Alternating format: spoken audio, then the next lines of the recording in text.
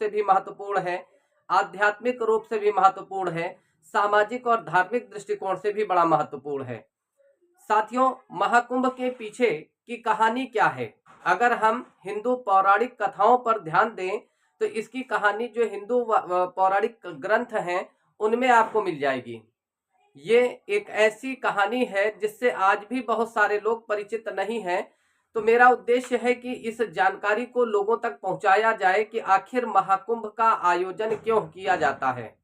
दोस्तों, एक बार माना जाता है कि देवी देवताओं से और राक्षसों से युद्ध होता है और उस युद्ध में जो देवी देवता है वो पराजित हो जाते हैं, राक्षस उसमें विजय हो जाते हैं या विजित हो जाते हैं, जीत जाते हैं। ऐसी दशा में अब देवी देवता चूंकि युद्ध पराजित हो चुके हैं, अपनी अपनी शक्तियों को खो चुके हैं, अब उनके पास शक्तियां क्षीण हो चुकी हैं। ऐसी दशा में वो भाग कर जाते हैं भगवान विष्णु के पास। जब वो विष्णु भगवान के पास जाते हैं तो विष्णु जी उन्हें बताते हैं कि अगर आप समुद्र मंथन करते हैं और अमृत कलश प्राप्त कर लेते हैं तो आप पुनः अपनी शक्ति को प्राप्त कर लेंगे। इसके बाद देवताओं और जो असुर हैं उन लोगों ने मिलकर क्या किया, समुद्र मंथन का विचार बनाया। समुद्र मंथन के लिए एक ऐसे सर्प का प्रयोग किया गया जो बहुत ही शक्तिशाली माना जाता है, अत्यंत शक्तिशाली माना जाता है, जिसे वासुकी के नाम से जाना जाता है। तो वासुकी नाम के सर्प का प्रयोग किया गया।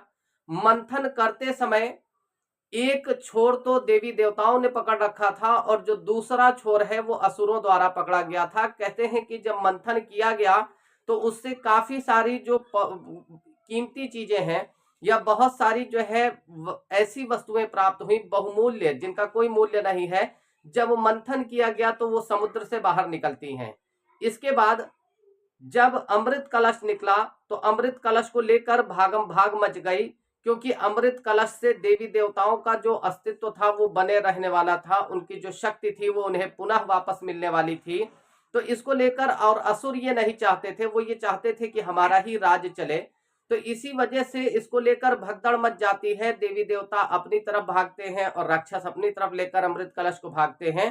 इस भागम भाग के बीच जो अमृत की कुछ बूंदें हैं उस कलश से छलक जाती हैं और कुछ पवित्र नदियों के किनारे जाकर गिर जाती हैं, यानी नदियों में जाकर गिर जाती हैं, और इसी से महाकुंभ उत्सव की शुरुआत मानी जाती है। दोस्तों, महाकुंभ जो है ये एक ऐसा पर्व है, ये एक ऐसा त्योहार है जो हर 12 वर्षों पर लगता है। पवित्र नदियों के किनारे मनाया जाता है। वर्तमान समय में ये 4 जगहों पर आयोजित होता है। इनमें पहला तो प्रयागराज है, जिसे हम लोग इलाहाबाद या प्रयागराज के नाम से जानते हैं, गंगा नदी के किनारे होता है। दूसरा स्थल हरिद्वार है, ये भी गंगा नदी का किनारा है। तीसरा स्थल जो है वो आपका नासिक है, जो कि आपको पता है गोदावरी नदी के किनारे है। और चौथा स्थल जो है वो उज्जैन है।